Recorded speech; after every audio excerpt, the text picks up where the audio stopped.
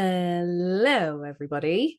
Welcome to our not a stream, it's Kissed by Fire. It's not a stream because we started doing streams and then we went, we can't fit these in our lives. We haven't Just a got bit time. of time difference, family. Time difference. It's a little crazy. hectic. Yeah. It's the summer holidays and it's mad. So we decided to do not a stream. So you've got us on YouTube. You have us on podcasts wherever you listen to those as well. And if you're our patrons, you get to listen to us first because we always put it on Patreon first. And we are talking about House of the Dragon, HOTD, season 2. And we are recording these especially for you. I've just noticed how completely crazy my hair is in the camera as well. It's gorgeous. It's gorgeous. It's because I fiddle with it all the time. I've Me noticed too. it. Me too. While we're I'm doing constantly. while we've been doing these, I've noticed that I'm just constantly like playing with my Mhm. hair, and then I think I must be really annoying to watch in Zoom meetings. You're not. Like, oh my god. No. So anyway, if you're watching us on YouTube, don't forget to like and subscribe so you can get whatever's coming up from us. All the episodes of House of the Dragon are being recorded. We're talking about all of those, and of course, we do have our normal podcast coverage, which is we're covering the book Fire and Blood, which is what House of the Dragon is actually based on. It is. We've kind of paused that. We've got a great episode about to drop when House of the Dragon is done. That was recorded with the amazing Sanrixian, so Patreons already have that, so they've already If you're dying to to hear it, join us on Patreon, and that's available. And it was it was a really good episode. It was very, if you really like dragons and dragon stuff from Gurm, then that's the one for you. I was thinking we should try and do a Patreon episode about his dragon post. Oh my god, because he just did put up a post. He just did a beautiful dragon post. I basically, I'm not being funny. If you've got children in the room, block their ears now. But I pretty much came when he posted about the dragon lore. I was like, oh, I haven't even properly digested it because we're so into House of the Dragon. I'm like, I want to read his blog post. I know. Properly another time when I've got the brain space for it. It was just very exciting, but it's a very dragony episode. We are in the bit of Fire and Blood where Araya has just arrived back from going missing, and we find out what happened to her. Yeah. And if you know Sanrixian too, Sanrixian is like dragon obsessed. Yeah. So having her guest on that episode was phenomenal. It was so good. It's I think maybe my favorite episode we've recorded. Just like the content is so juicy, and then having Sanrixian there for that, it was so good. The editing was a pain in the ass, but listening to it, but the magic that really happens when three people who've been kissed by fire come together. Exactly. Yes. And get to talk about Balerion, the Black Dread, and old Valyria. It was awesome. Yes. But today we're not talking about any of that. We're talking about House of the Dragon, season 2, episode 5, which was called Regent. Regency. Just Regent, I think. Oh, okay. Yeah. Right. I think Regent. I'm going to just double check that. You're probably right. I don't know why I thought it was Regency, but Regent sounds more right. I'm going to just do a quick internet check. House of the Dragon. I also have a flu this week, so, I might have just totally misread the word. What did it say? Last week I thought it was Rook's Rest, and Scad was like, no, it was the red and the gold, and I was like, the red dragon and the gold.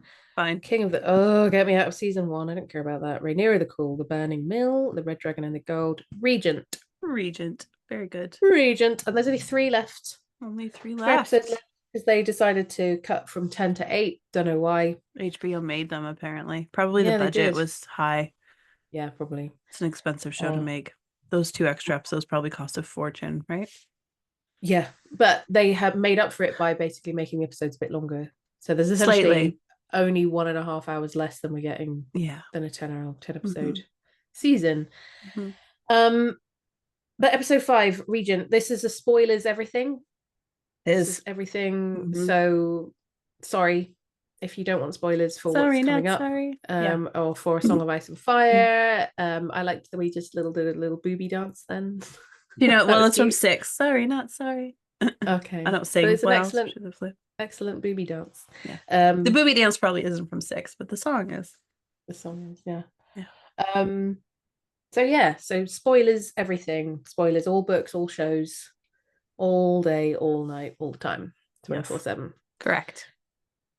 So yeah, and we're not going to break down the whole episode. We don't do that because plenty of people do give you. There's loads of people out there. Grey Area, In Deep Geek, plenty of people doing live streams. Girls Gone Canon are doing full breakdowns and summaries. History of Westeros. We're not going to do that. I think. History of Westeros do like 5, don't they? Oh yeah, they do like a ton of them. So yeah. So we're not going to do that because that you don't want to hear another people going and then this happened and then this happened and then this happened. No, that would be dull. Yeah, we just like to take main scenes or important themes that we've noticed are going on and talk about what's happening and make predictions of what is going on next week. So I think how we feel about it. Yeah, how we feel positives, about life. negatives, fan and voice, whatever. All the things. We also have a wonderful question. Our Patreons get like top priority with asking us a question. But anybody can ask us a question. If we have time, we will get to all the questions. So we do actually like to prioritize that. So if you're listening, you have a question about the episode next week that you want us to answer, just send it to us on Twitter with our at Kiss Podcast on Twitter. Or you can email it to us at kissbyfirethepodcast@gmail.com. Any of the places you can reach out to us, we love questions. We do. But patrons, you get first in. You're top in there. Priority. You ask it and you get it. Yes. If you ask it, we shall come. Wait, what? We might do. I do love getting questions, so maybe I do. They're the best. I know. Me too. Right. I haven't seen any of Beth's notes. Normally we share notes. And this week we've done it slightly differently, so I've got no idea. She's seen mine, I think. Have you I didn't read them. I just plopped the question in the doc and then I didn't read the notes. Cool. So we don't really know what each other's going to say this week. No, we don't. It's a mystery. Interesting. It's a mystery wrapped in a box, hidden in an enigma. Just like Daemon's dreams. Yes. But I want to get onto that later. I've noted I've got 3 things that I want to, like 3 main themes that I want to talk about, and an overall impression. So I've got kind of 4 things. Okay. So in fact, should we start with overall? Just getting an overall, how you felt about the episode, because it's had a bit of criticism, not just from the fandom, but I like to read other reviewers and kind of because I'm very. And we are both entrenched quite a lot in Twitter, so it's quite interesting sometimes to step outside to see what other people who are not obsessive fans, but are just watching it casually, or even quite geekishly, but they're not to the level that we might be. And sometimes it's interesting to see non-book readers. Yeah, I have a thing about that as well. Interesting. Okay, you go. But it's been wide. It's not just obsessives. It is widely people have been going about this episode. It's a bit like but what did you think of it? I'll ask you first of all. It was one of those episodes where I was like, what happened? And when it was over, I was like, and I'm sick. I mean, I had a flu, but but I was like, what actually happened in this episode? The only thing, in my opinion, of consequence by the end of the episode was the dragon seeds. Everything else was just fluff. Yes. Yeah, my partner, when he watched it, said, I think it picked up the pace in like the last 10 minutes. Yeah. And that's the only time anything really happened. Yeah. I have like a friend group that I've been friends with for a very long time. We have a group. I know. I'm sorry. You have... But it was before we met. It was before we met. All right, but they're a friend group, and we had like a Facebook group with a book only group, and now we had a show only, and now we have a HOTD group on Facebook as well. But anyway, we have our own little snobbish chat that we chat, and one of my friends said like it's losing her husband. Like he's like, this is boring. I'm checking out. Yeah. And he hasn't read the books or anything, so he doesn't know. But yeah, and it's my other friend, Jolene. She Jolene. I know, Jolene, right? I'd said it specifically so you would sing the song. Whom I adore. And it's just a lesbian love song. It's Dolly Parton talking she's in love with Jolene. She talks about her beautiful green eyes and auburn hair. Like, yeah, Jolene, oh man, has been kissed by fire, and Dolly Parton knows it. Anyway, sorry. knows it, yes. So Jolene was saying though that like the dragon seed thing is something that should have happened mid-episode, not at the end of an episode. Catch us with that. Yes. Do the fluffing that you did at the beginning that was necessary. I mean, Maylise's head being patrolled, that's not the word, being dragged through the city. Yeah. That was important. That's important. And then the dragon seed. So it's like bookended with important things. And then a lot of the rest of it to me was fluff. Yeah. It was fluffy. But yeah, Jolene was like, put the dragon seed in the middle and then follow through with more of that story. That's not, that wasn't, it was lackluster. And I agree with her wholeheartedly. Yeah. It was fine. You know, it wasn't terrible. Yeah, no, it wasn't like the worst episode of Game of Thrones I've ever seen. But I know after we had a really big battle episode, and it's quite normal, I think, to have an episode that then follows where it's a bit slower, because otherwise it's too much. But the thing about like OG Game of Thrones, and I'm talking season 1 to 4. Yeah. Because after that it finished. They didn't actually do 5, 6, 7, 8. They didn't do the rest of them. And can I just apologize now? I'm also getting over a flu, and I have really stuffy nose. Yeah, I know. We'll be snuffling the whole time. So I'm like going to be sniffing into the recording and coughing a lot. Sorry, everybody. But and also you'll hear my kids are running around as well. It's a school vacation, so they're all just around.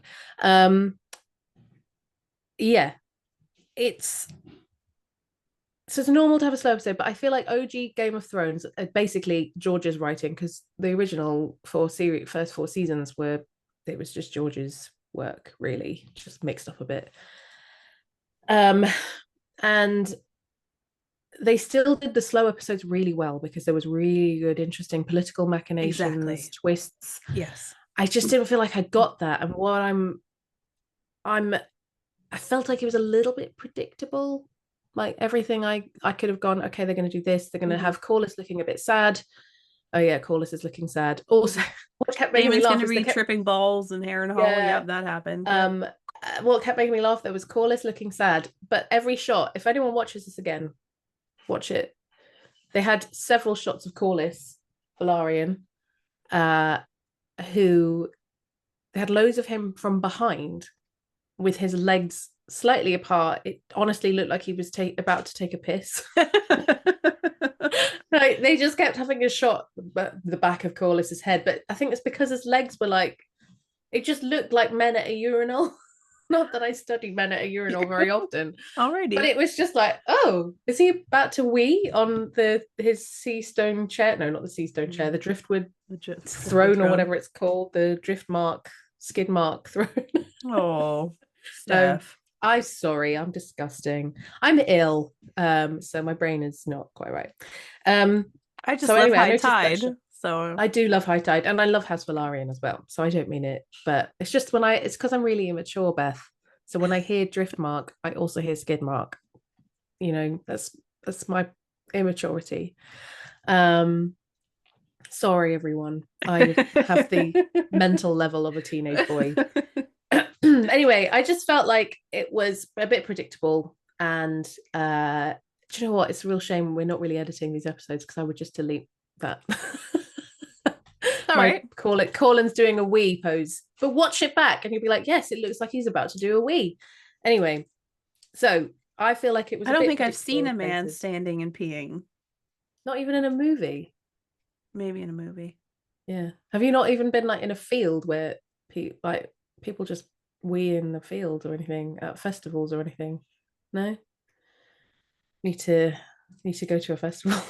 Apparently I need to go to a festival in the Actually, UK. don't, because it's gross. Yeah, a lot of people just, especially there's a big drinking culture in the UK, so basically after a few too many pints, people just piss anywhere. So there's a big drinking culture here, massively, but I don't think I've seen people just pee. We're just gross. If they do, they go behind a tree, and so we don't see it so much.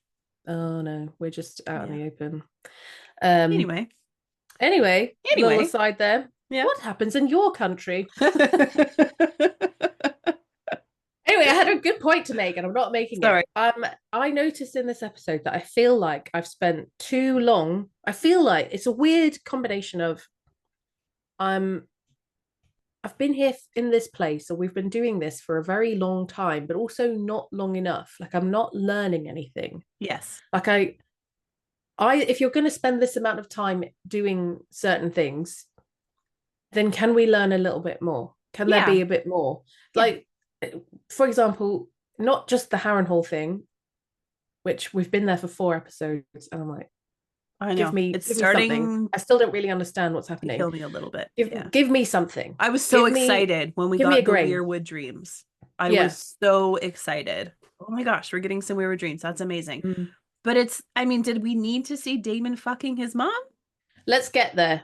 We will. I'm just saying. We will get there. I know. But it's like I was saying, like I said to my partner last night, it's like we're getting these crumbs, but we're getting the same crumb over and over again. Yes. Yeah.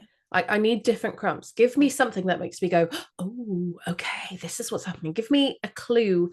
I love George's way of doing things. He leaves crumbs in places, and he's like, here's a bit of foreshadowing. That like audience switcheroo stuff too. And so I feel like they've done good for one of the things I wanted to remark on is the show in general has done good foreshadowing with some of the cinematography. It's been beautiful. They've done definitely well.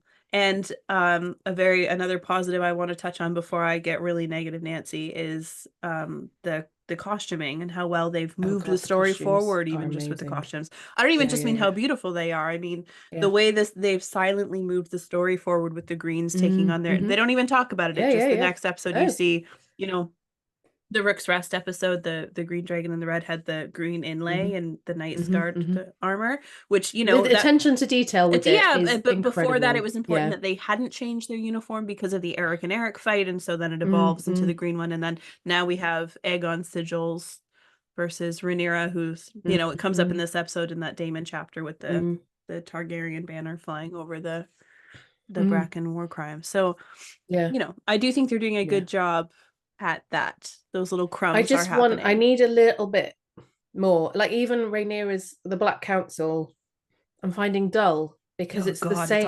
It's the same thing. The same every misogynistic episode. bullshit. You're not just to rule. Oh, but you're our queen. It's so shit. You're our queen, and we support you, but you're not very good at this, and we want to underline you a bit. And we haven't got an army, and we need an army. It's like the same conversation every time. Yeah. I feel that they could have moved the dragon seeds on way earlier. That would have been so much more interesting. This has been my complaint the whole time: is why haven't the dragon seeds happened yet? And I had a little exchange in that Facebook group I was mentioning with Aziz, because he's in there too, and he said he's like, this is where it happens in the books. The dragon seeds happen a little bit further on, like just after Rook's Rest in the books. And I'm like, okay, but the show's made its own variances before. Made its own canon. And they moved to the Red Wedding in Game of Thrones to earlier. So, and which is why Arya ends up going around the Riverlands for a really long time with the Hound.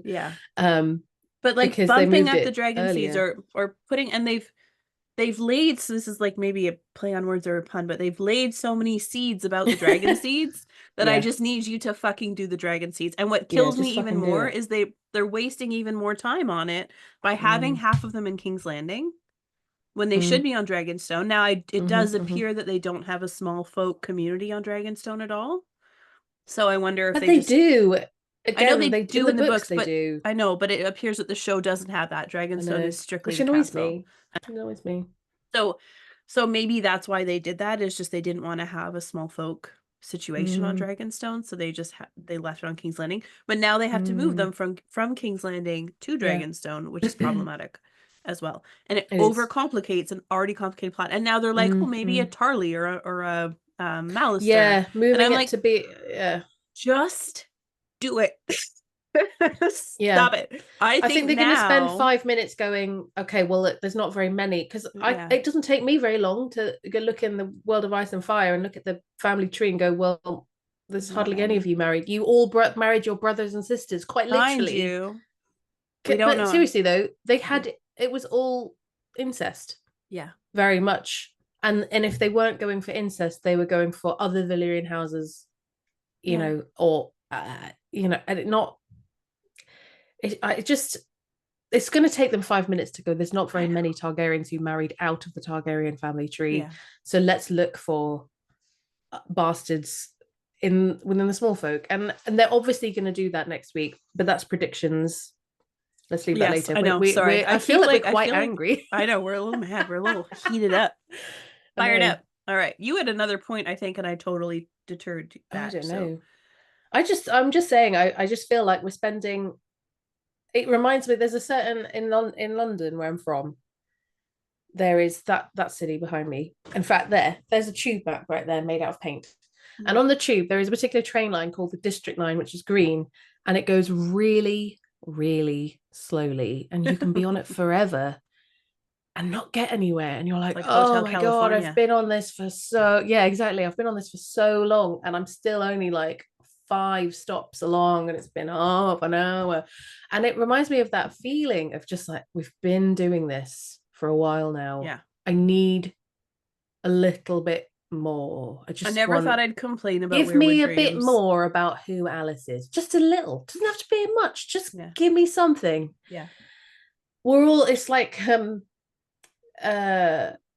it's like the part of your brain. It's probably our fault because we're all like, give me more now, because we're all used to Twitter. I want likes. I want this, comments. Give me, it's that part of the brain. Yeah.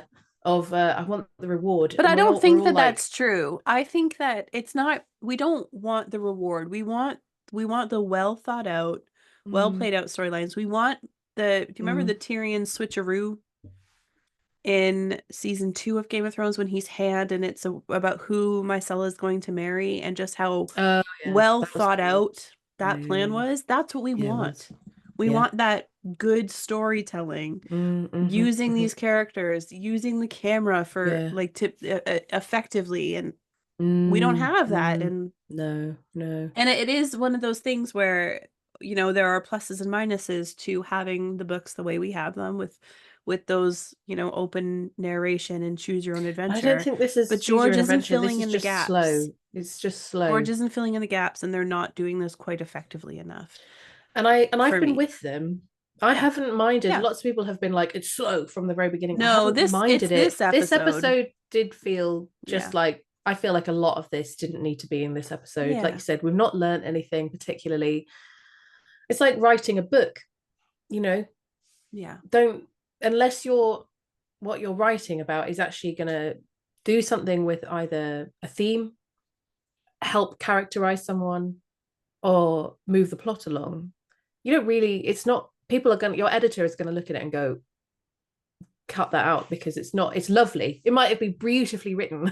It might be gorgeous, but it's not doing anything. And you're like, it serves absolutely no purpose, and no one's learned anything. You've not helped build a character. The plot's not moved forward, and you just have to get rid of it and chalk it up to experience and say, oops, sorry. I'm hoping, what it's reminding me of is I'm hoping that it will pay off long term. And if that's I'm what I'm patient hoping enough, too, and I'm going, okay, maybe enough of these seeds. Like, I don't understand how Daemon's stuff is going to be relevant later. I don't understand why, or but how maybe we won't understand fucking now. His mom is going to be important later to the storyline. But I don't know. Speaking of themes, but what I'm worried about is I recognize this feeling from watching season 7, and particularly watching season 8 Game of Thrones, of going, maybe next episode will work out why this happened. Like I spent a lot of the latter half of Game of Thrones going, maybe the revelation that Jon's a secret Targaryen will pay off next time. maybe, and just going, okay, maybe it'll pay off next episode. And it never did. And suddenly you're like, there is no next episode. And there was like no kind of like, oh, we've got a Targaryen. Like, no one seemed to give a shit that there was like a secret child of Rhaegar. And I just, it's the same. I'm getting deja vu of that feeling. But it's one episode. It's one episode of season 2 of a series. It's not them trying to wrap the series. Oh God, no. So I'm hopeful that it's just groundwork, planting a few seeds. That's what I'm hoping. I think what we should do is move on to the more concrete things of what we have thought about the episode. I'm very excited about one of them because I'm not seeing very many other people talk about it yet. Okay. And I mean, it comes up, but it's not. I'm excited. You know what little thing I'm a bit obsessed with in A Song of Ice and Fire. What I always bring up, what we do on a Monday, in fact, is I talk about minor houses. And in fact, we've also got Micah who likes minor characters, and I love everything that he does on minor characters.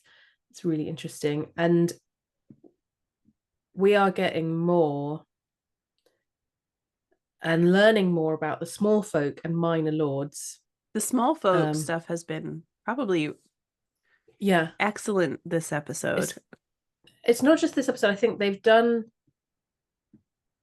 like, Game of Thrones, for example, and A Song of Ice and Fire, the small folk get mentioned a lot. Mm-hmm. But A Song of Ice and Fire, they're actually way more important than they ever get mentioned in Game of Thrones. Like A Feast for Crows and Dance with Dragons, but particularly A Feast for Crows, as you see the effect of war. Like, you were aware in, say, for example, A Clash of Kings, the small folk are starving. There's the bread riot, which I think we're about to see a kind of similar thing. Mm-hmm. But that's really all you see in Game of Thrones. They don't mention it that much. In Clash of Kings, you do get more of it. He does talk about, because Tyrion like burns all of their shops and shacks that are against. Yeah, and Arya's walking through the Riverlands and sees what's happened. All the burnt she sees what's happening. Tyrion, as Hand of the King, they all have shops and shacks and houses set up against the walls outside King's Landing, and he's like, you can't be there because Stannis will use it to jump over the wall. So he just burns it all, and ruins all these people's income, and they're like angry and pissed off at him because he's ruined their livelihood. Even though he's saving their lives, he just like didn't give a shit. He's like, no, this is all going to burn it. And I'm really glad that they're actually bringing the small folk more into a show, and obviously because they're really important. They become important with the dragon seeds, the storming of the dragon pit. Mm-hmm. Yeah, that's what I sort of meant about how I feel like maybe this is one of the episodes where they are laying some groundwork. When that very opening scene when they bring Maylee's head through King's Landing, and that one small folk says, "I thought the dragons was gods." Yeah. I mean, that's and now big. They realize that they're not, and that they're gonna. That's why they feel free to go and to storm the dragon pit later. They know that they're killable. That they are not infallible creatures. No, and what I'm enjoying is that we're seeing the importance of the small folk. That, as Mysaria is like, there are 1,000 of them. Yeah, and actually there are, as in any revolution, there are way more of the common plebs, the folks, the peasants. There are way more than there are lords and ladies. It's what happened in the Russian Revolution. They stormed the Winter Palace. They did. Kidnapped the royal family and then murdered them. I mean, look at the storming of the Bastille in the French Revolution. This is what happens as the people realize there's more of us, and if we just were brave enough and sing one day more and then storm a castle, then we can take down those people in charge of us. And I think I've been looking at Mysaria and wondering what's going to happen with her, and I think she is tentatively on the side of Rhaenyra right now, because I was thinking, because it's Mysaria who feeds stuff to her to lay mistrust in her.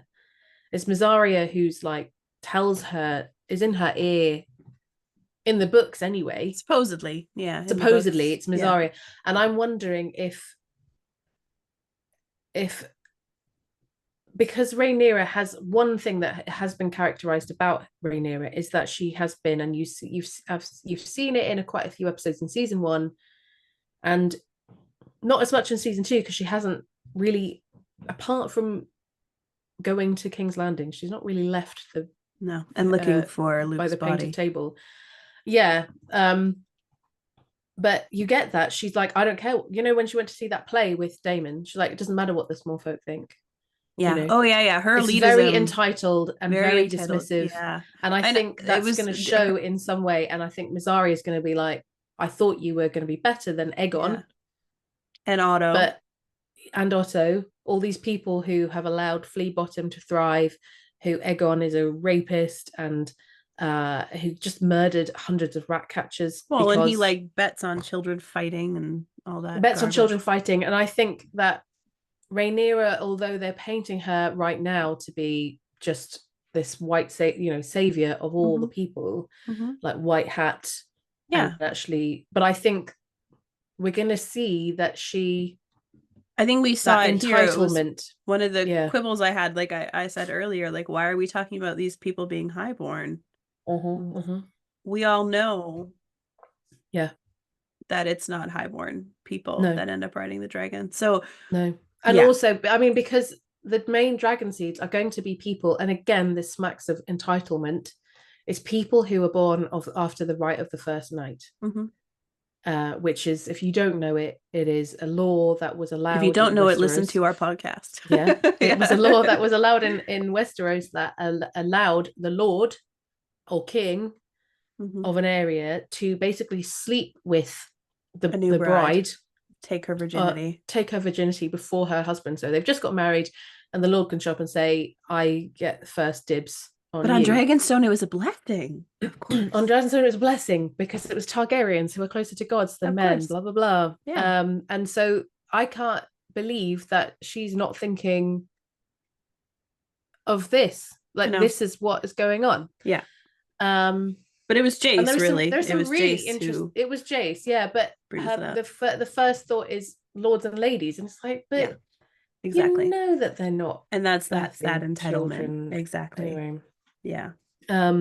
Exactly. But I'm excited to see it, and I'm really glad that there is small folk and minor lords. So we've got two things. We've got small folk in King's Landing. We've got Elinda getting up to whatever Elinda's getting up to, and I'm excited. Elinda Massey, who it's funny, I didn't used to like House Massey. In A Song of Ice and Fire, I don't like them. Justin Massey's a twat. But Elinda Massey rocks my world, and she's off to King's Landing. She met up with Diana or Diana. That was who she met up with. I'm so curious what that's about. So if we remember her from, was that season one? She was raped by Aegon and given moon tea and money by Alicent and told basically go away. And I kind of wonder if she didn't drink the moon tea and she has a baby there. Maybe. But I think we're gonna I'll talk about predictions later. Game and Pale Hair, anybody? I think Game and Pale Hair's a bit. Oh, maybe he might be the right age by now. Actually, don't know. But also, by the time they get to him, the minor lords though in the Riverlands they're also now this bit threw me, and I have many things to say. But it was exciting to see some minor lords in the Riverlands. I don't think that was real. I don't think it was real, but I want to talk about that when we talk about Harrenhal. But still, even if it wasn't real, I love minor houses, and I enjoyed, whether it was a dream or not a dream, I enjoyed Daemon realizing that that basically minor houses are important, and the shit that they do changes the fate of Westeros. You know, it is often a very small house doing one small thing that makes something totally different, and you realize that this one person was in this one place, and they've been in the background all the time, which I'm enjoying that. I don't know if it was real or not, but so I don't know. I don't think it was real. No, I don't think it was real. Do you want to talk about Daemon and Harrenhal? Is that on your notes? I just sort of bounced all over the place. I've got bounced everywhere. I wrote notes on my phone while I was watching again last night. I've got loads of notes on my phone, but I wrote like a bit to like summarize it. I just have literally all over the place. I'm like, what? You can just see my feelings coming out of me like, what's this? Why is that? Who's this? What's going on? And it cracked me up. I entitled it Daemon and the Riverlands because there's other stuff going on in the Riverlands which interests me too. But I have a lot. I was like, literally, I'm like, I just rewatched it just now. But I'm like, for like, there's just so much of the bouncing around with the shit. It just, I couldn't work out if I was bored. Well, I was like, am I bored? I was bored. I was bored. And I don't know what's happening with Daemon's characterization.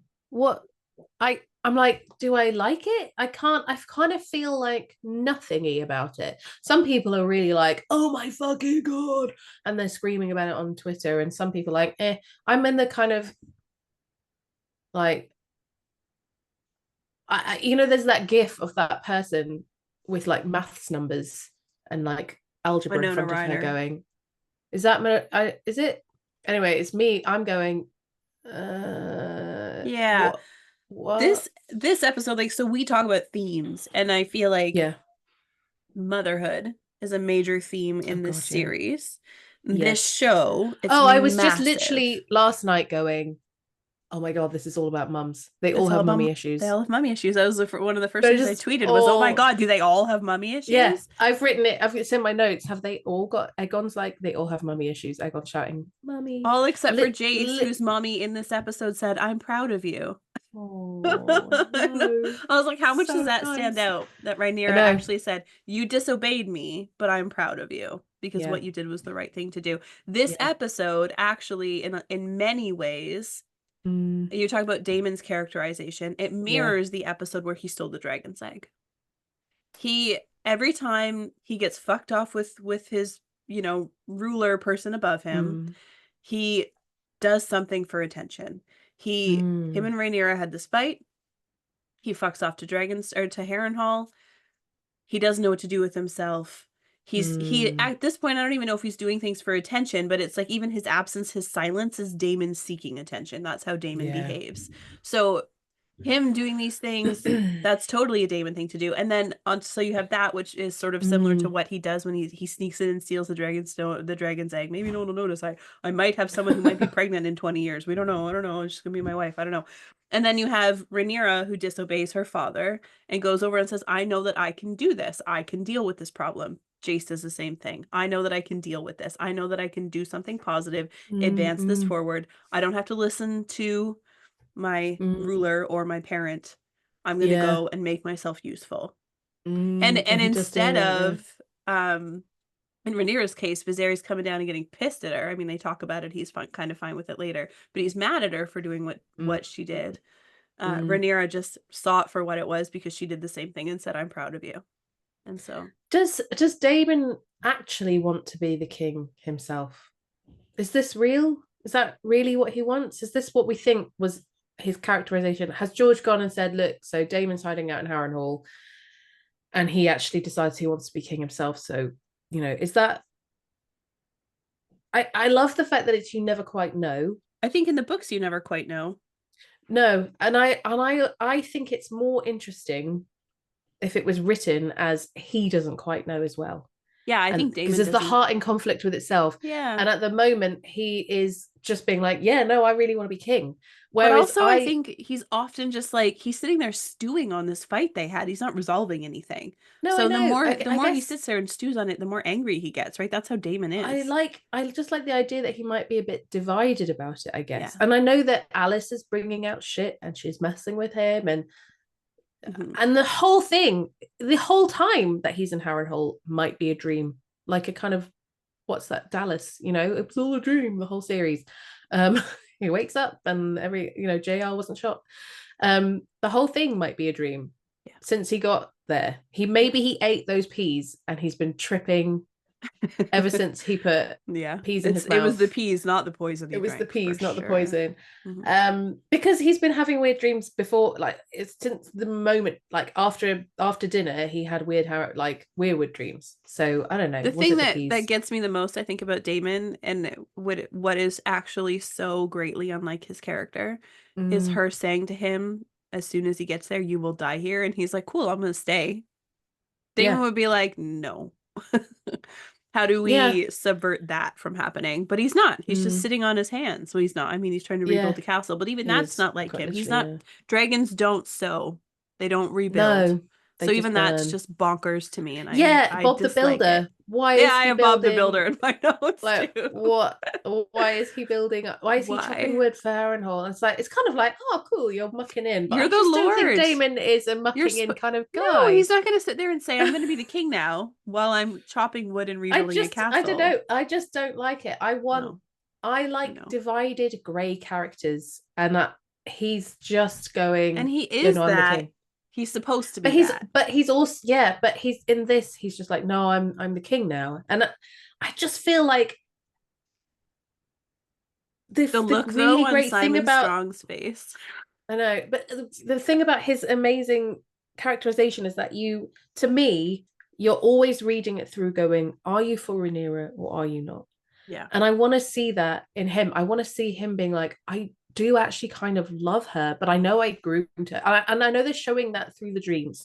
Yeah, well, there were no Rhaenyra dreams this time. It's all been Laena. No Rhaenyra dreams, but I just feel like it might come out more like that he is more conflicted, that he's kind of like, yeah, I do kind of want this for myself, but also I did marry her, and I do, because I get the feeling he does actually. I've never thought, oh, he definitely doesn't love her. No, I've never thought that. Yeah, I agree. He's always wanted her. Yeah. And he's championed her, and he championed her when Viserys first died. He put a crown on her head. He did. So that's why he's so mad at her, right? I think he's only doing the same reason he was doing the crab feeder stuff. Yeah. And then blew up and did his own thing once Viserys said, "Okay, I'll come help you now." It's just attention seeking in his own way. He's mad at Rhaenyra for not understanding him, and he doesn't know how to find his way back. That's what I think. And through all that, he's doing some self-seeking practices and seeing his, former wife before her and all these other things. I don't know. But then you've got the fact that he seemingly can't seem to raise an army, even though he's done that twice in his life. He raised an army for Viserys. Before the Council of 101, he raised an army to fight the Step Zones, but for some reason he can't. The Step Zones he just can't do anything. Why can't he just fly off on Caraxes and go join me? Yeah. And why did he do that thing with the Brackens? I'll burn your house. And then you get this amazing shot of Lord Amos Bracken. And then he doesn't do it. And then Caraxes' head. And I literally sat there, I went, oh my God, he's gonna burn them. And I was like, and then nothing happened. And then he just went. But that reminds me of the same attention-seeking stuff. He does fake it. He does call bluff. Everyone's like, oh, Daemon wouldn't do that. But he does. He does it with the dragon egg. He does it with, they're begging for Viserys to come in and help with the stepstones. And then as soon as he says is this basically, how he couldn't ejaculate? He couldn't. Yeah. Is this him just not finishing off anything? Yeah. Because when he does, it ends up with the wrong kid dead. Oh, no. He's not successful. The shot of him in front of Stonehenge, sitting on a rock, talking to Willem Blackwood, I was like, why is he sitting on a rock? He's the fucking king consort. He's sitting on a rock like he's waiting for his coffee order at Starbucks. Yeah. Or, swinging his legs going, I didn't realise they'd be so willing to die. I'm a bit annoyed about that. I was sad because I was kind of hoping for a parallel. He looked like a doofus. With Dany and the Tarleys when he threatened to burn them. Yes, I was thinking of that. I was hoping that she's going to burn the Tarleys. No.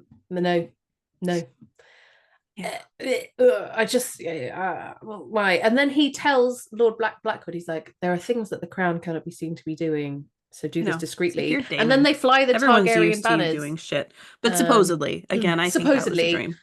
Because I don't think it all happened. I think Alice is messing with his head, because that dream why I think, I don't know if you thought it was a dream because of this, but it starts the same way that other dreams do. We've got the doors with the light underneath it. Someone walks past, someone's trying to get in his room. Mm-hmm. That's how loads of the dreams have started, is the same way. I actually think it's a dream because of the conversation he had with Alice just before, like in the scene before with him, where she talks to him. What is the point of it then? Is he going to learn that he needs to not be a tyrant? Is that the point? What's the point of it being a dream? It needs to be a point.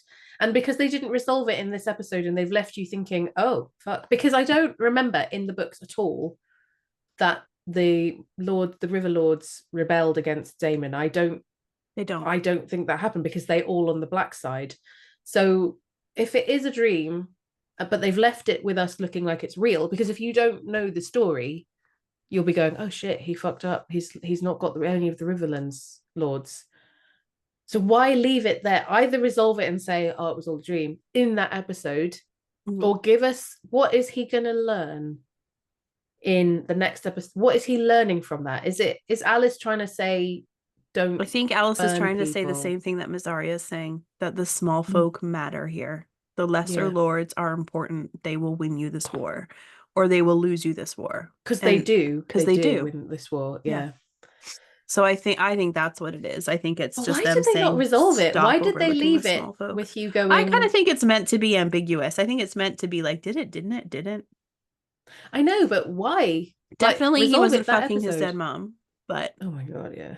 That was when it was airing, when that episode that was airing, I was like, is that, because I was going, that's a Valyrian, and I was going, is that, oh god, no, that's not going to be his mom. I said out loud, I'm sitting there, we're watching it in silence, and I was like, oh good, he's fucking his mom now. Like, where does Targaryen incest end here? Like, what's happening? It was gross. It was really gross.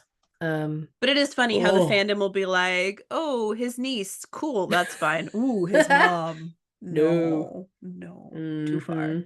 Yeah. It's all grody. It's all gross, guys. It's all gross. Come on. He ate his mom's coochie. He did. It is funny how that has been the bigger thing, though. It's definitely more about what the women getting what they need, right? Like Alicent gets eaten out. Well, he came out of there, and now he's going back in there. But then and then like smearing blood down her neck. I was like, all of this is weird. My favorite moments. I know, but we also do. We briefly mentioned Jace. He's there with the fucking phrase. I hate them. Phrase. The fucking phrase. Can we give them their full title? The fucking phrase. I just thought they looked stupid. Why were they sitting at an upturned door? That was not a normal table. That looked like someone had taken a door off its hinges, and they were sitting at. They are very frugal. They are very frugal. They have two castles to keep already. Like they have the one on either side. So I mean, God knows they probably can't afford multiple tables. That's true. They just take a door off. Just take a door off the hinge and then use that. It was really weird. I was like, that's a weird table. And whatever her name was, she had a funny outfit on. She did. She did. You know what? I think it's supposed to show a few things, but I think it's supposed to show that they're a poor big house. Like she's dressed in like older garb, old fashioned, and that's why they're reaching for Harrenhal. They are reaching. They have no business having Harrenhal. They have no business having, and like it's cursed. Why do they want it? It's fucking cursed. Why would you want the most cursed shithole place that is falling? I mean, I know why, because it's not just the castle itself, it is the incomes, it is the grounds, it's right by the god, it is. There are good things you might want but it's also impossible to maintain. It's a complete mess. You have to have an army to just garrison it and how to keep them, like, it's got a hall of 100 hearts in it. The Freys don't have the money for what they have, so I know. But at this, it's hard to say because we don't know a lot about the Freys like at this point in history with what money they have.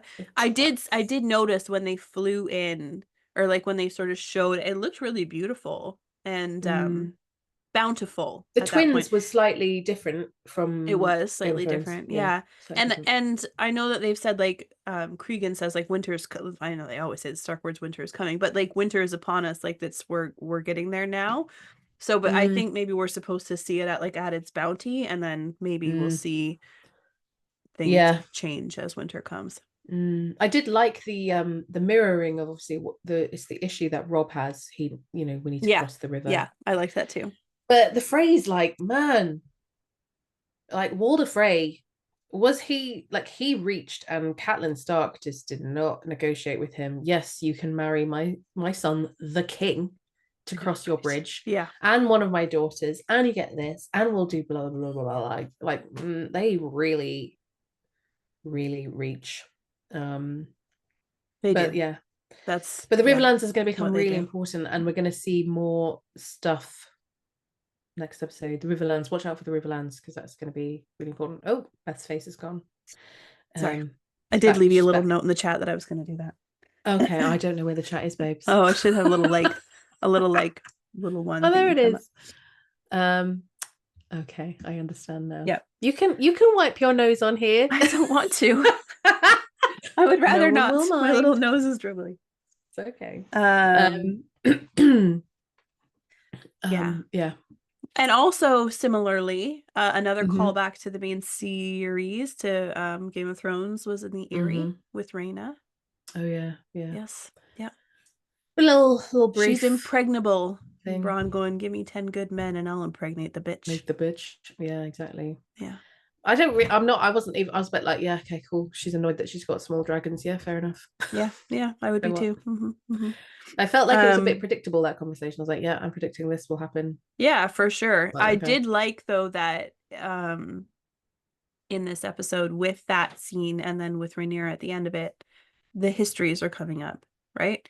We are impregnable except from the sky. Well, we know that the Eyrie bent the knee because of a dragon. Visenya, yeah, because of Visenya. And then Rhaenyra brings up Visenya at the end of the episode.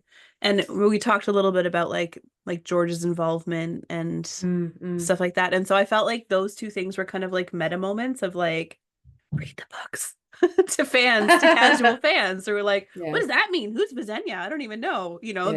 All of us are like, yeah, Visenya, cool, what they're talking about Visenya. But like the casual fan wouldn't know who she was. No. Necessarily. So I think it's interesting that they're bringing her up, and I wonder if it's the little nod to like, hey, there's a lot more here if you read the books. I put that point about Visenya under my section I have entitled The Councils. Oh, she's wiping her nose. I get to look at like a pretty picture of your face. It's really nice. Oh yeah, I've entitled that The Councils because this is Rhaenyra trying to I like that she's trying to channel Visenya. And if you don't know who Visenya is, she was a sister wife, you heard that right, of Aegon the Conqueror, but she was a very fearsome fighter. She wielded Dark Sister, who is the sword that Daemon has. And she was, really fearsome, and wore armor, and she was just cool. A lot of people wondered if she was a witch and did dark magic, and she may well have done to get her son. And Jace was like, I don't know if she's the best role model. Yeah, right? Like, I mean, really? It's annoying me though that the Black Council constantly putting Rhaenyra down. It drives me insane. And they're being dicks, and I'm actually a bit bored of it. I know. I do love that she says, like, you've seen no more war than I have. Like, shut the fuck up, buddy. Shut up. I feel like there is a danger in trying to channel Visenya though, because she was great, but she did make some very questionable choices and was a bit inclined to burn people from quite a lot, actually. And obviously, if you jump forward in the story, Daenerys fights on Dragonback, and no one was like, oh, you can't do that. In fact, it's almost hilarious that she is brought in flying on Dragonback, and the minute she actually can't get back on her dragon in the season 8 episode The Long Ride, like, she's fucked because she can't fight with a sword. She's like, oh shit, it's true. But no one bats an eyelid that she's out on Dragonback fighting against the Night King and against the others. And it's like, I understand why they're doing it, because they're showing the misogyny of the time, which is obviously a major part of this. And it's still, misogyny is still massive in the Game of Thrones. This episode had so many Easter egg ties to the original series. Is like, I mean, one of the big ones that comes up for book readers, reading the books, especially like when we read them the first time, everyone compares Rhaenyra to Cersei. Because she has the three bastard-born children. But in this episode, when I read the book, I thought Alicent was Cersei. I got complete Cersei vibes. I felt similarly, but I had a lot of people saying that Rhaenyra was more, especially with the bastard children, and how that alone is like foreshadowing for Cersei's bastard children taking the throne, whatever. But this episode, that's what I was gonna say, is Alicent for sure. No, I absolutely get vibes. Way more. When I read it, I was like, oh, it's the Lannisters. That's like preview of what the Lannisters are gonna do, the Hightower Lannisters. And that's all I read into it. Obviously the bastard children is kind of swapped, but Rhaenyra's children don't even get on the throne, and it's in fact the true-born, the ones that do, children that actually do end up, the true-born children of Alicent, and then the true-born children of Rhaenyra, who's Daemon. The line that continues. But the argument for that, of course, isn't that they succeeded because of Rhaenyra, it's that they succeeded because of Daemon. No. And no. Speaking of the shitty Black Council, can I just say, fuck Ser Alfred Broome. He's the worst. I did some digging because he is a twat, and again with spoilers all, he does Easter egg he was going, she's like, I know you'll never accept the Hightower claim, and he's like, not while I'm alive or whatever, but he turns cloak. Arsehole, and in fact is instrumental in Rhaenyra's death. It's he who makes it possible for her to die in the horrible way that she ends up dying. He's a total turncloak butthole. But I was doing some digging about him because I was like, Broome, House Broome, where have I heard of House Broome? Because again, me and my minor houses, do you remember, so listeners of our main podcast series will be very aware of a character called Lady Lucinda Tully, who was known for her piety. Was she known for her piety? She was known for her piety. Yeah. That's right. I know, right? And it comes up a lot. Lady Lucinda, who was known for her piety. I don't think it's ever mentioned, Steph. It's mentioned once or twice. But Lady Lucinda Tully is an ancestor, a close ancestor, possibly the grandma of, or a great aunt or something, or an aunt of Ser Alfred Broome. She was a Broome. Interesting. And the Broomes have there's a couple of quite interesting Broomes. There's Ella Broome, who is George laughing at Cinderella. Yes, big time. I was going to say. And there's a few, I think Ella Broome goes to Dragonstone with Alicent, I think. But Lady Lucinda Tully, who's just a whiny, annoying character, is a relation to Ser Alfred Butthead Broome.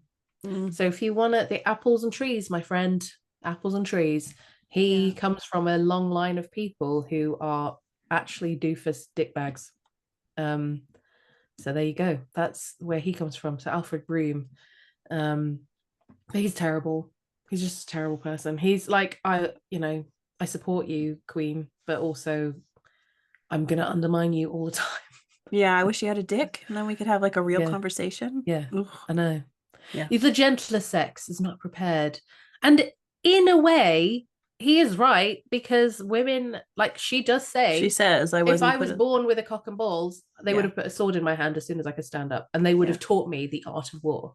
Instead, I was taught where all the noble houses. But she wasn't supposed to need to know it firsthand. Viserys didn't know the art of war any differently. He would know it from a book. He didn't. That's exactly what I mean. Like, he wasn't a warrior either. So it just so happened that she needs to be because of, the dickhead Hightowers, but not because Viserys, like, she's no different than her dad. No. For the record. for the record. And actually knowing there is value in learning warfare in a way, for if you sure. like war, but there is also extreme value in knowing all the minor lords, all the lords and houses and where they are, because that gives you knowledge of your kingdom and who is doing what. And I think one mustn't underestimate her knowledge on that front. And also the other thing is the leader doesn't have to know much about certain things. If they've got good advisors who are like, this is my expertise, this is what I'm telling you to do, the leader's job is to listen to that and go, okay, based on what you said, that's what we do. You can't be an expert in absolutely everything. Well, yeah, it's sort of similar to the conversation Alicent has with Aegon in the episode before, right? You can't just expect to know everything when you've only lived you haven't lived through any of these things. You're supposed to take on counsel. That's why we have, teachers that teach us things in our world, right? Not everyone has this experience. So you learn from people too. In fact, speaking of the Greens, I was going to say, and then the Green Council. The Green Council, whoa, Alicent being pushed out. What do you think of that? I compared it to, if anyone knows the book and show, in fact, and opera, A Handmaid's Tale, where there's a character in it called Serena Joy, who helps to create Gilead. She is instrumental in the creation of the world of Gilead, this extreme religious patriarchy, and it's like her writings and her celebrity that brings it about. And she's married to an important commander as well, and they basically are really big and important in this world. But the patriarchy she has created then forces her out because it's a patriarchy and she no longer has any power. Yeah. And so you made this, you wanted the world to be this way. Yeah. And then you're living with the consequence of now you have no power. You've torn down your friend who had. The thing is, Alicent's like, they're all like, basically, we can't very well counter a woman with a woman. Yeah, we've just said you can't possibly be a woman. Yeah. When we've just said you can't be, we're literally fighting this war because we've said a woman can't rule, so you can't do this. And they're right. They're right. And the precedents that they've set, they can't. She can't. But that's what I mean. It's like she's created this and it's now like, oh shit, I created this and now I've lost my power because of what I've helped to be part of. That's in a nutshell. If for anyone who listens to the main episodes, that's how I feel about Alicent. She does. I totally and utterly disagree in every single way. Holy shit. But I can't talk about that right now. We will save that for another day. Fuck. Holy fuck. But that's how I feel about Alicent versus Rhaena. Joy. No. Yep. No. Wow. I'm sorry, I'm still getting over what you just said. Shit. There are certain women who tend to just sit in the patriarchy and they don't push it. And Alicent and Alicent are two of them. Just taking some deep breaths and thinking of really nice. I know, I'm not supposed to stress you out. The beach, the cocktails, warm, sunny days. Yes. It's interesting though that Alicent, like, this is. Do you think if Otto had still been that she would have still been as shut down as she was there? No, I do, because he never wanted to. I think. I don't know, because it depends if they're still giving her a place on the council, because technically she has no right to a place on the council anyway. Like, what is her job? She doesn't. She had a place. Yeah. She had a place on the council because she was helping rule in Viserys' stead. Yes, with Viserys' permission and Otto's. With Viserys' most importantly, Otto's permission. Yeah, at that time. But with Aegon, I've been sitting there going, you're not the master of coin laws, blah, you're just simply there because you're the mother of the king. Yeah.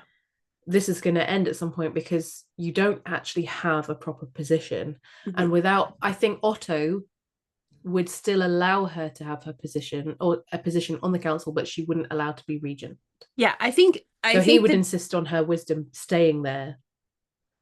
Yeah, I but think he wouldn't allow her to be. Otto would like Cole wouldn't have a voice, right? Because Otto was hand. So yeah. Without Cole, you know, kissing Aemon's toes because he's terrified of him. Otto Otto would say, "I will rule," and Alicent wouldn't even question it. She would say, "Yep, and I'll rule with you," just like before. Right? Yeah, good point. Good point. And I found it raises the question of why was Alicent ruling anyway?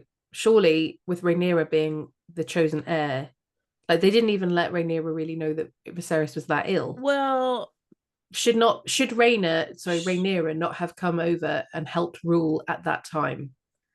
Because she was going to be heir anyway.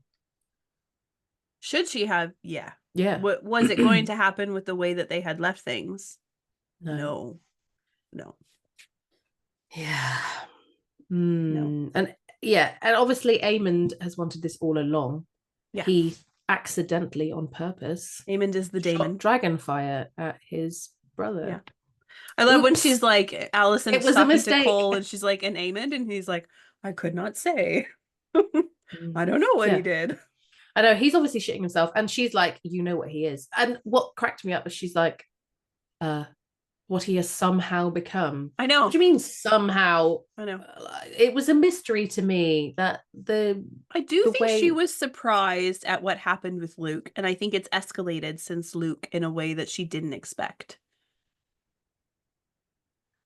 No, I just think you've seen her kind of so as a character, I've mentioned it before, I don't think Alicent wanted, like, she did not want to have her children the way that she had them. No. She married a man that she didn't really love, much older, sickly. She was groomed into it, let's be honest, by her father. Yeah. So this is a person who I think is probably quite traumatized by that experience. If you imagine being 15 and your dad's like, go in and shut up the king, he's mourning, let's take advantage of this. You get in there, wear your mum's nice dress. Yeah.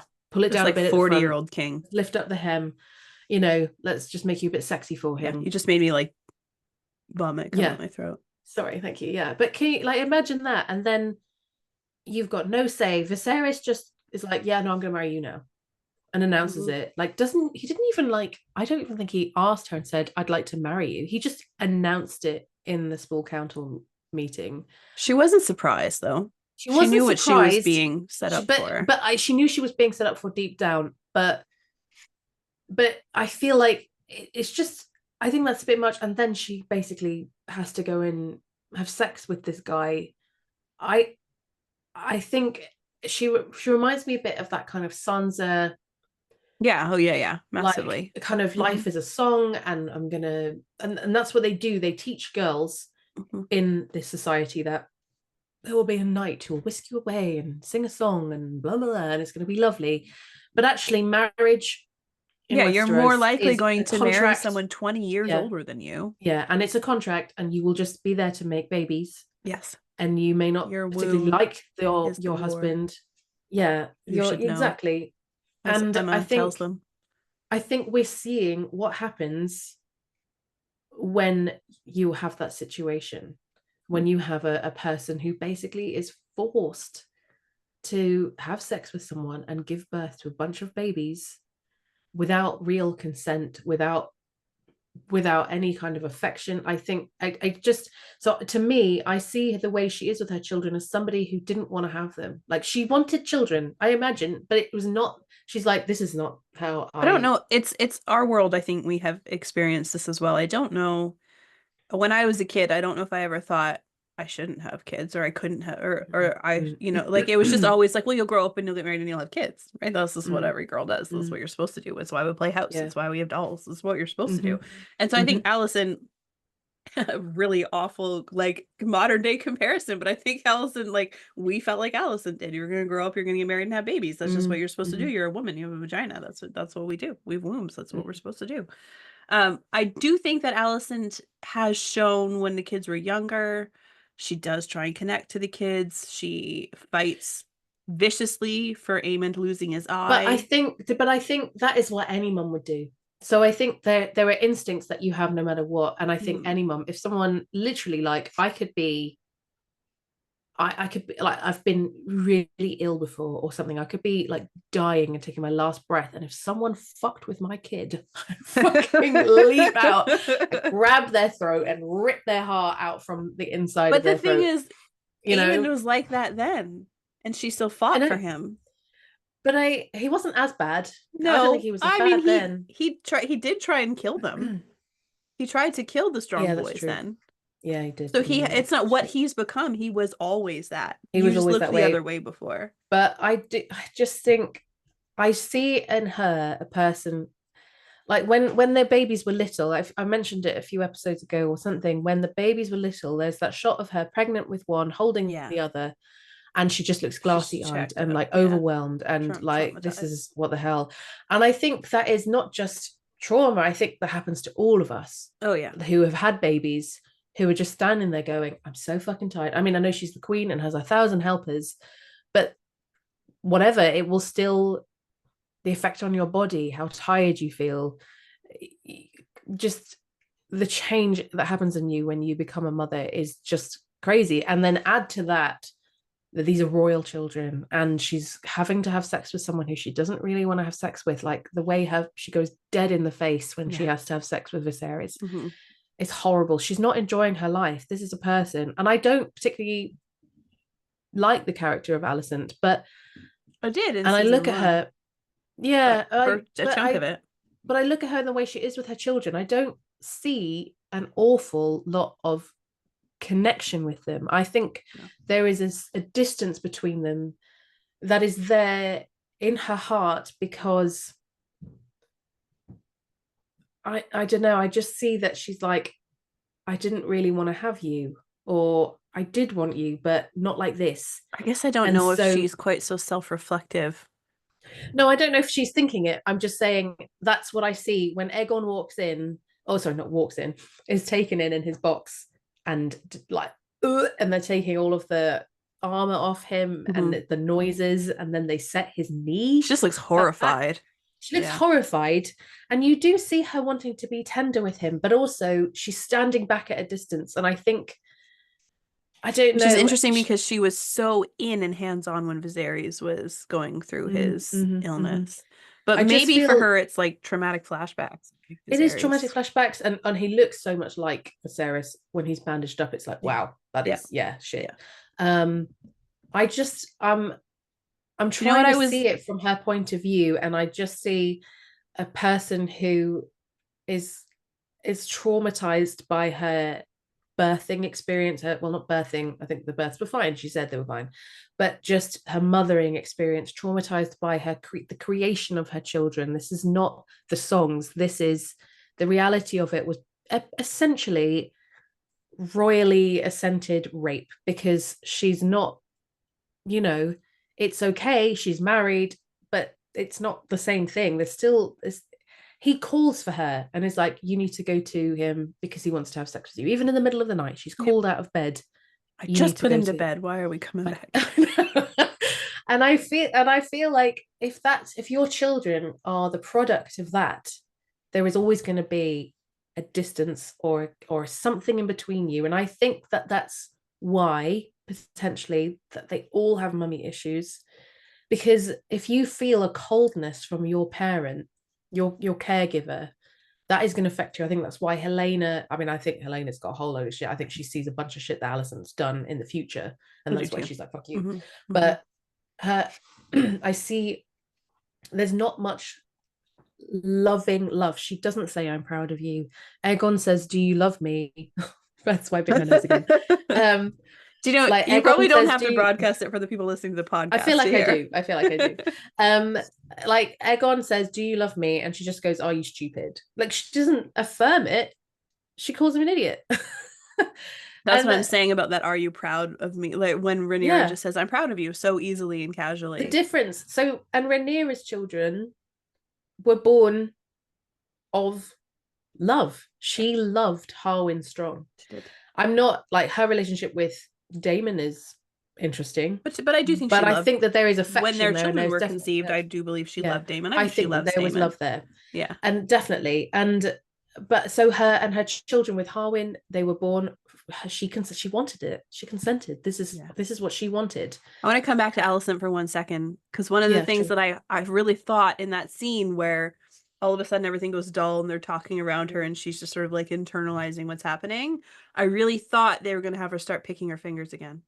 Yeah. And then they didn't, and I was like, oh, missed opportunity.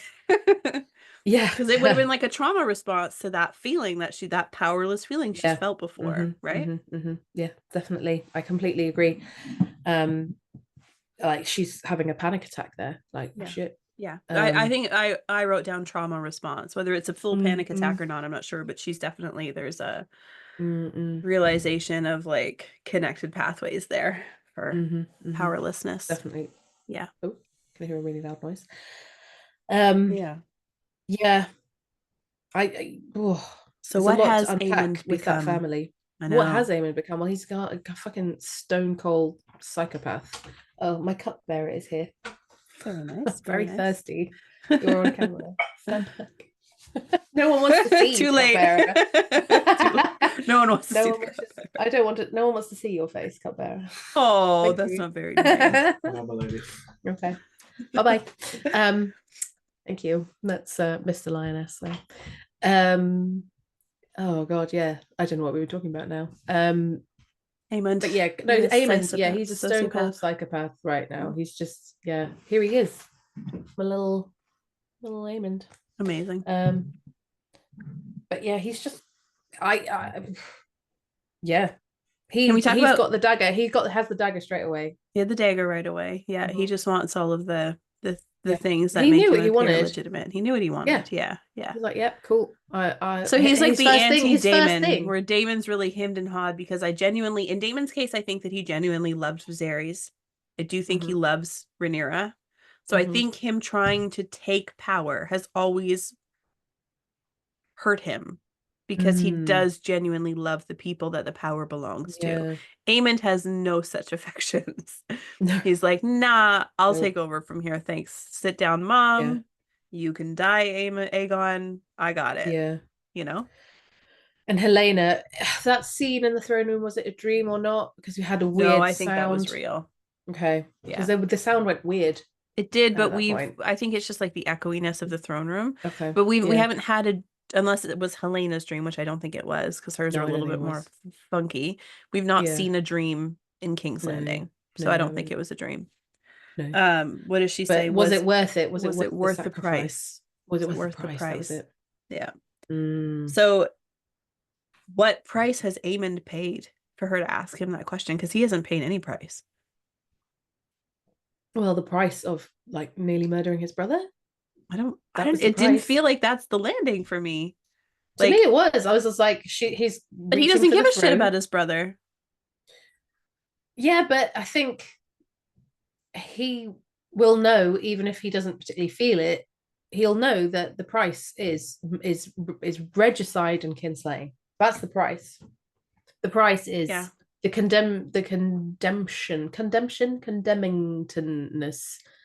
condemnation. I got there. It's like, what is it?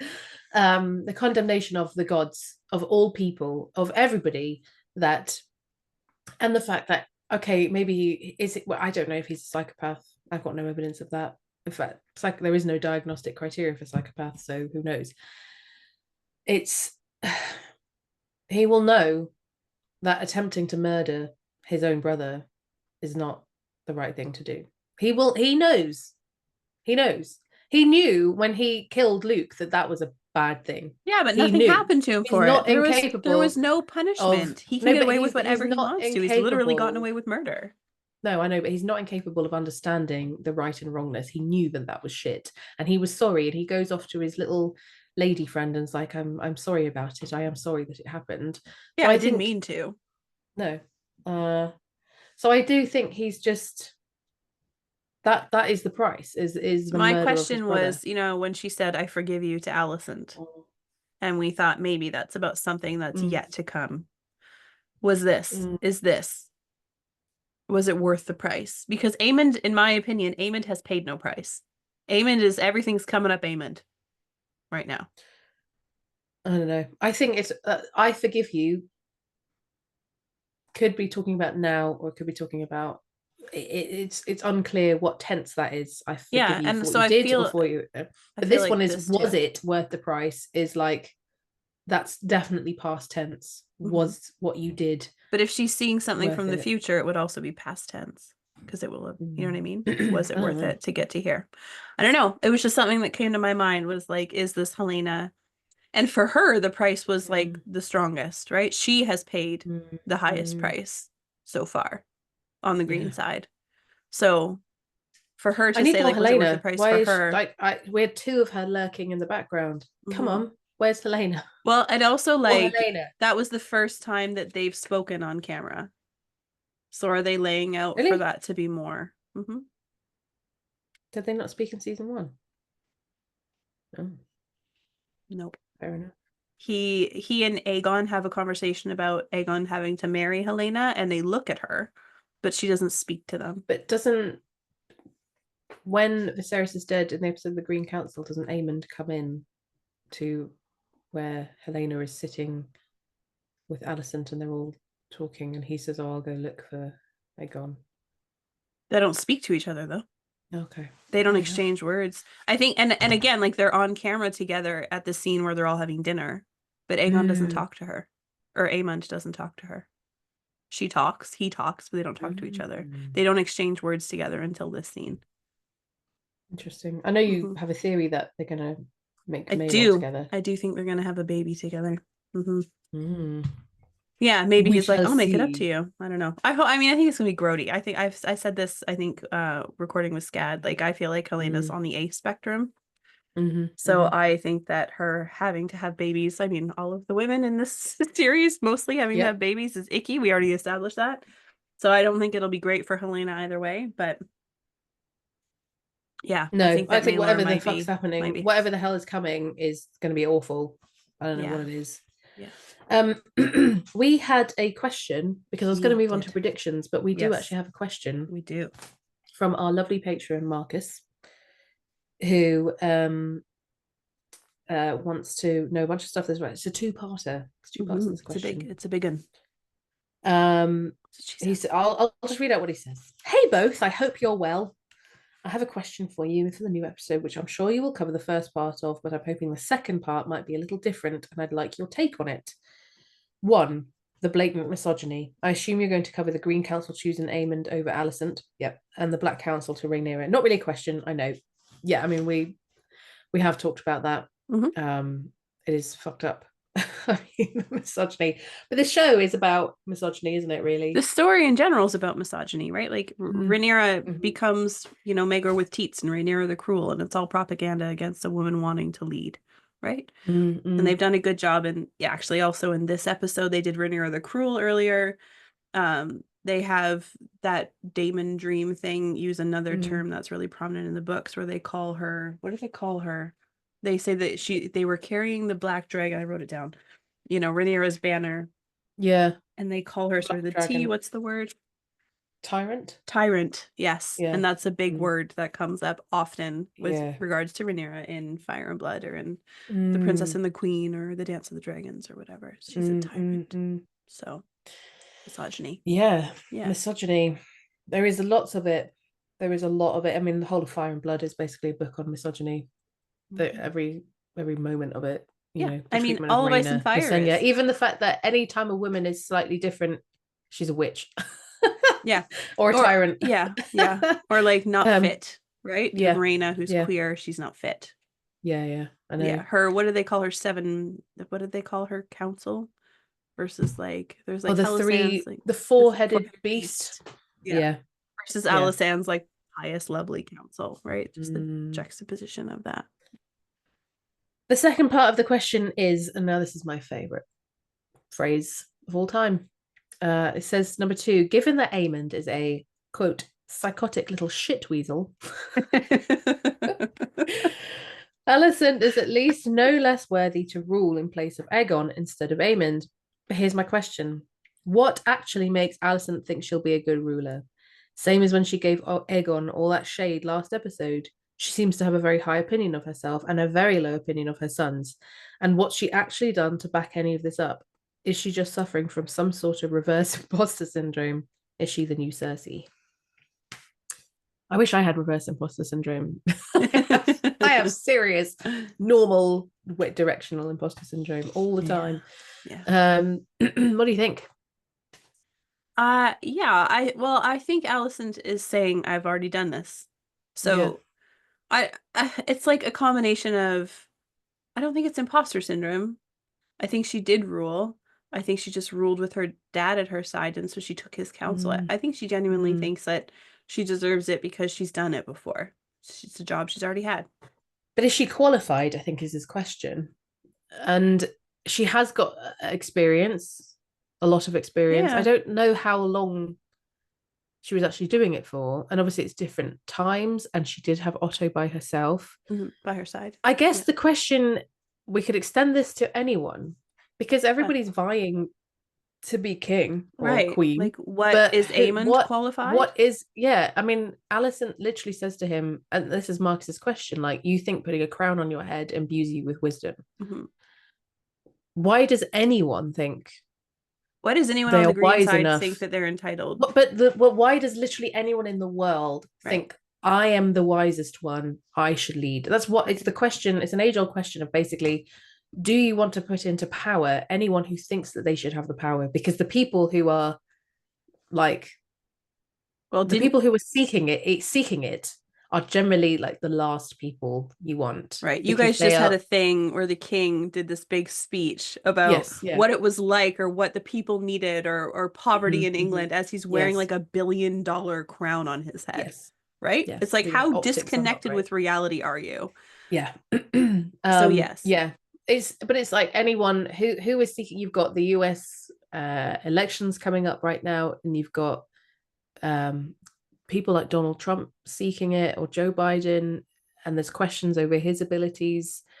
We've just had the UK general election, and the last few years in politics in the UK has been insane. We've had 5 prime ministers in like 3 years or something. Wow. Something like that. You know, we had David Cameron, and then Theresa May, and then Boris Johnson, and then Liz Truss, and then Rishi Sunak. And that, 7 years, 5 prime ministers. And we've had the same prime minister for probably almost 10 years. Wow. Stability, man. Well, yeah. But the thing about the people, though, who are those people, and what is it that makes them think, I'm the right one, I should be doing this? And all of them have in common, I'd say there's maybe a couple in there who aren't quite in this category, maybe 2 out of the 5, but they're close enough that they're not doing it because they actually want to serve the public. They're not actually like, I'm a public servant, I am doing this because I want to make people's lives better. The rest of them are like, no, I want power. Oh yeah. And I want to do, especially Boris Johnson, his whole thing was, he literally would do anything. Well, that's Trump. To get power. And yeah, I mean, our version of Trump is Boris Johnson, but I don't want to get political, and I know people disagree with stuff, and that's fine, you can have your opinion on it, but the point is like, how do you know that someone is actually qualified for the job? And this is not even where you get voted in. Yeah. And that's what I was going to say. It's not even the same. This is people who are just declaring, I am good enough for this. I am both wise. I will listen to counsel, listen to my experts. I want to govern. And the thing is, and what's so good about this show is they're like pointing at essentially the lords and ladies in Westeros seem to only rule really to help themselves. At no point has anyone on any of the councils talked at any point, I don't think, ever in the history of A Song of Ice and Fire or whatever, apart from a few characters, about the importance of looking after the small folk.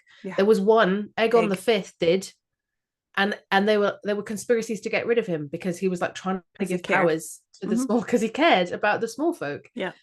And so it's kind of like, qualified for what? Is Alicent qualified? Is she actually qualified to, I think, to to do this. Like if I was just looking at this as the position of the head of a company, in my opinion, between both sides, the blacks and the greens, there are only two people qualified in the way you would be hired for a job, qualified for this position. And they are Alicent, who's done it before with experience. And there's Rhaenyra, who was trained for the job. Right? She was trained, I think there are shortcomings in her training because Viserys didn't take her on any progresses. I'm not saying that. I mean, training isn't hands-on the job, and Alicent, there's shortcomings because they're in unprecedented times. So it's like saying, without knowing that COVID was coming, was your prime minister ready for COVID? Well, no, because it's unprecedented. So no, Rhaenyra is not ready for the job that she has now. But if she had just been able to take the reins without the war, would she have been qualified for the job? Probably, for what it was, what she would have walked into. Was Alicent qualified for the job? Probably, because she had done it already. Is there anyone else that's qualified in the same way as them? Maybe Otto?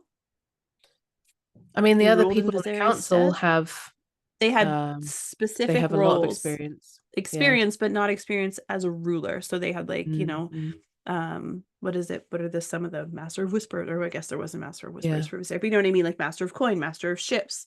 They're qualified for those roles. Yeah. It does mirror, in a way, something that happens later when Aegon III is in his regency and they decide that there will be 7 regents because no one person should have that much power. Yeah. So let's give it to 7 people, and there are 7 people. And in a way, I feel like the council should be thinking like that, like rather than one person who has all the power, it should be. Yeah, but I think that they do that 7 because of as a result of what happened because here. Of shit like this, because of what happened here, because of shit like this. But like, what makes Alicent think that she's qualified?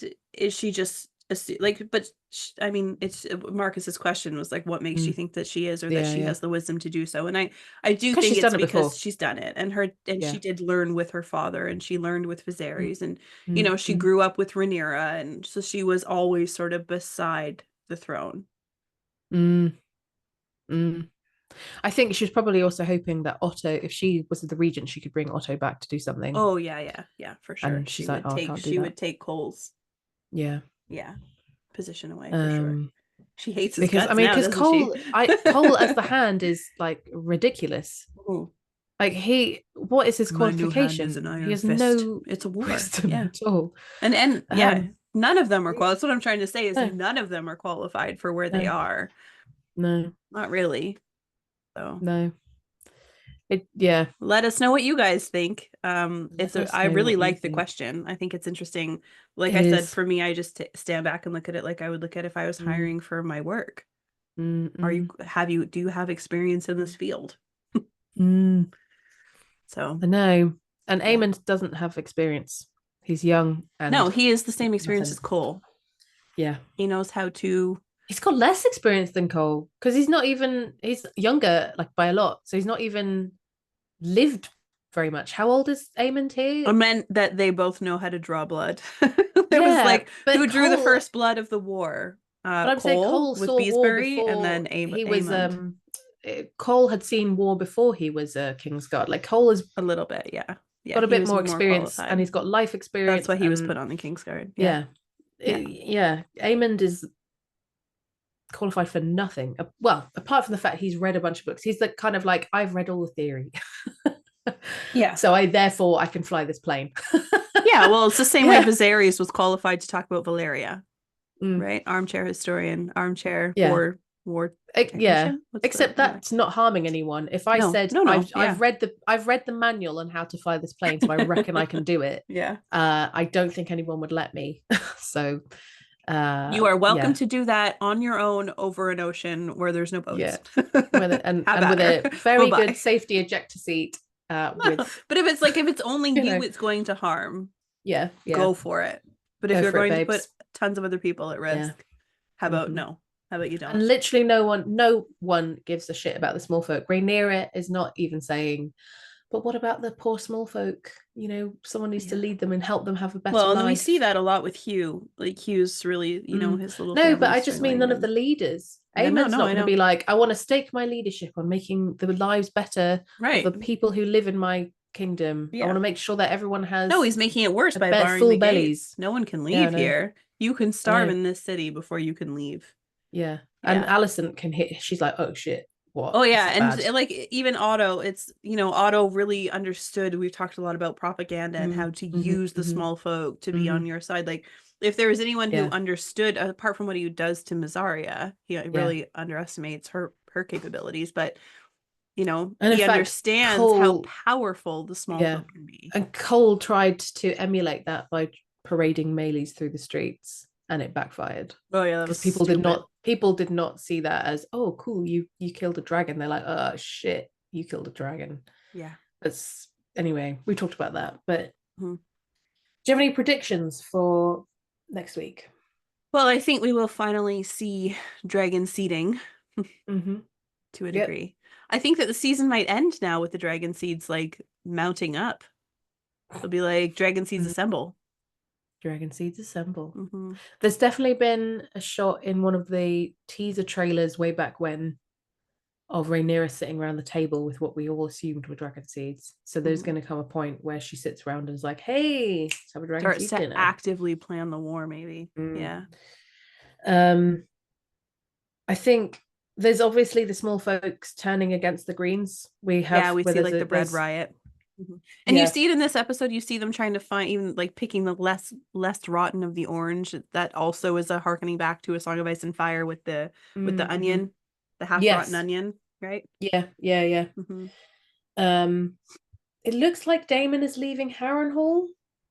Oh God, I hope so. Do you know, I only watched the teaser trailer once, so I don't remember it because I was fevered and it was a fever dream. You were having a fever dream. I was. But then, so what gets me, so Daemon leaves Harrenhal and then Aemond and Cole fly up to find he's gone. So are they going to go up to Harrenhal this episode? I don't think it'll be that fast. I don't know.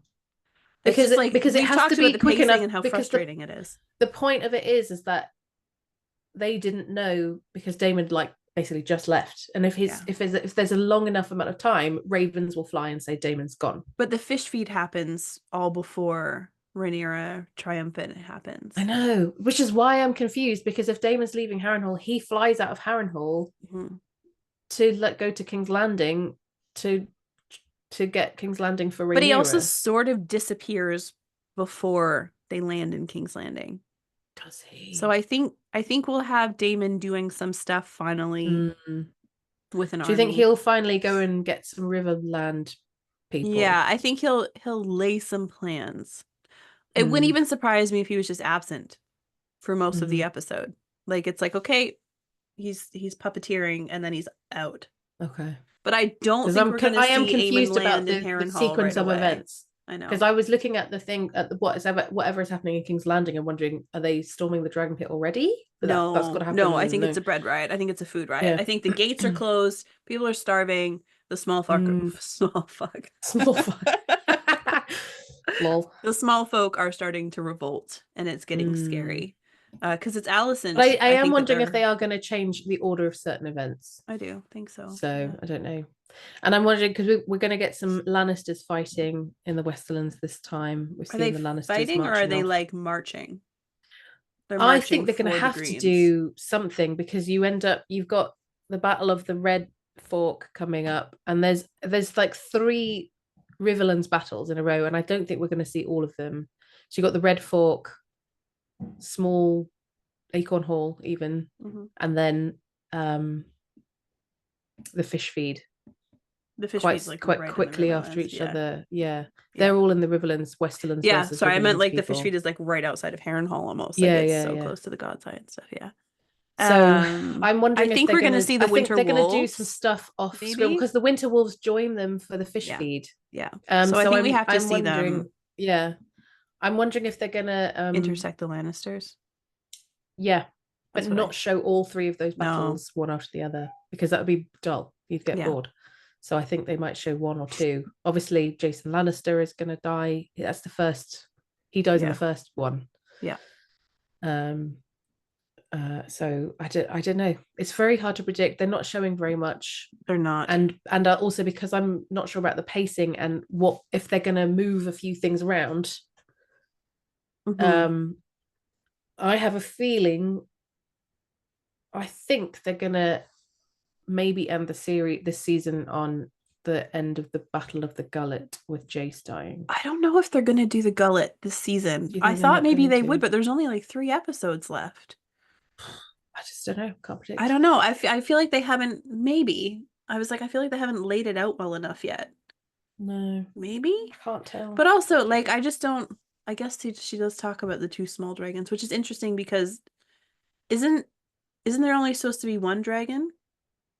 Isn't it only so Lady? The Battle of the Gullet is all of the dragon seeds, and also Nettles. I'm talking about. And we don't have Nettles yet. So maybe the Battle of the Gullet will be next series because Nettles is at the Battle of the Gullet, and we haven't got Nettles at all yet. My point though is in the episode, Lady Jane Eyre says there's 2 small dragons.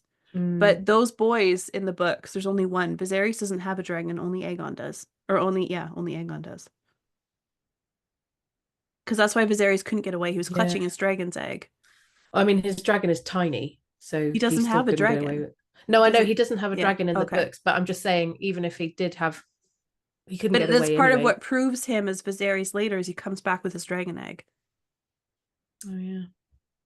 I don't know. Well, I just don't know. I don't know. So anyway, that was just one of the things I was thinking about with the Gullet, especially. Like, all of that is confusing to me because right now they're just in the Eyrie, and I can't see her shipping them off yet. Unless there's 3 episodes. I suppose they could. I thought because they always do the second last episode is always bigger than the last episode, which means that was Game of Thrones. Yeah, they didn't do that this time. They like last season it was the Green Council and the Black Queen. And that wasn't like a big thing happening. Well, they did Storm's End. And then Green Council. Storm's End was the final episode. It was the last bit of episode 10. Was it? Yeah. Okay. Yeah, so I guess because the last shot we get is of Rhaenyra hearing the news of Luke's death. Yeah, that's true. It was a little slower. So maybe they won't take the same thought. So yeah, maybe. Maybe. It is interesting that she thinks that she killed Sunfire. She does. But they don't know if they've killed Aegon. Interesting that they're more sure of Sunfire's death than Aegon's death when neither are dead. No, I know. Mm-hmm. Oh, so and we do get a shot of. It looks like they're trying to make it seem like Aemond tries to kill Aegon.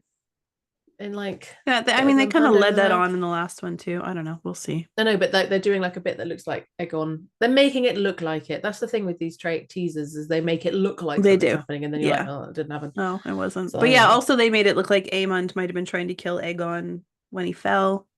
Some regicide. I don't think he feels like it's necessary yet. I don't know. He can just rule with Aegon dying. Yeah. I don't know. I don't know either. I don't know. I got nothing else to add though, I don't think.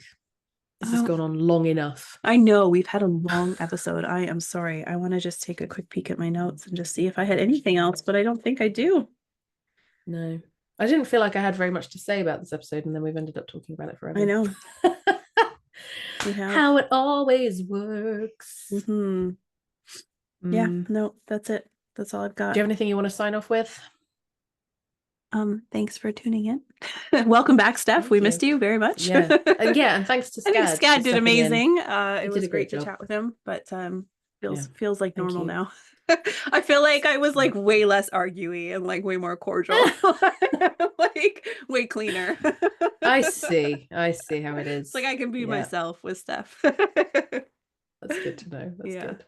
Yeah. You can be your argumentative self with me. It's all good. I like it. I do like an argument. Yeah. I just think it's like who we are. We can and Scad and I come down similarly in a lot of places. Like we're not super tinfoilery where me and you were really different in a lot of places. So I feel like the conversation just moves differently. It was a good episode. I enjoyed watching it. I don't think I've got anything to say other than just enjoy the show, people. Yeah. I know we complained a lot, but enjoy it anyway. Yeah, do enjoy it, and just chill about it as well. I've seen a lot of stuff on Twitter recently where people are being mean to each other, and I don't like that. It's just a show. Silly. It's just a show. Yeah, it's a show. We don't need to be mean. We don't need to like jump down each other's throats. Just agree to disagree agreeably. Yeah, just chill about it. It's okay. It's okay if someone doesn't also think like the same as you. Season's not over yet, so it's okay to exactly. We don't know predictions what's going to happen, and guesses, and have conversations. Yeah, that's literally what we do. Yeah, you just don't have to get hyper worked up about it. It's okay to have so good, and it we're is also okay wrong about all of it as well. To keep scrolling if you see something that you don't agree with. Just say, no, maybe that's not for me, and keep going. I mean, unless it's someone being like blatantly harmfully misogynistic. If someone's being a dick, then just don't. But I don't know. It's a show, and we haven't finished it yet. We don't know what all the things are. I'm not happy with everything, but I'm just allowing it to kind of happen and go, okay, show me what's gonna happen, and you tell the story to me. And let's see, and let's just be nice to each other, everybody. Just be nice. Just a TV show. Nice. There are many, many worse things in the world. Let's not die on a hill about a TV show. All right. And anyway, can all of us just get down on our hands and knees and pray that we do not have any more scenes of Daemon fucking his mom? Yeah. Yes, I don't need any more of that. That really, I don't know what's worse. I don't know what I feel more disgusted by. That scene with him having sex with Mysaria, where he's just like humping her from behind horribly. I'm like, no rhythm. Like, oh, this is horrible. Matt Smith. I just not even like see I just did this, and I'm like, it was not even like that. It was just like, it was like this. If you're listening, then I'm doing something weird with my hands. But it was just horrible, that scene. And then there's him with his mum, and you're like, oh God, guys, come on. Yeah. This is too much. I said I didn't want to see a Matt Smith sex scene again, and you gave me one, and he's fucking his mum. So no more. The end. Bad Ryan Condal. Batman. Naughty. Like horrible. Go and spank yourself somewhere, because that was really awful of you to do that to me. I've got nothing else to say after that. So I shall probably sign off. And we will see you next week when we discuss episode number 6, title to be decided. Thanks for listening, guys. Thanks for listening, everyone. Bye-bye. Bye.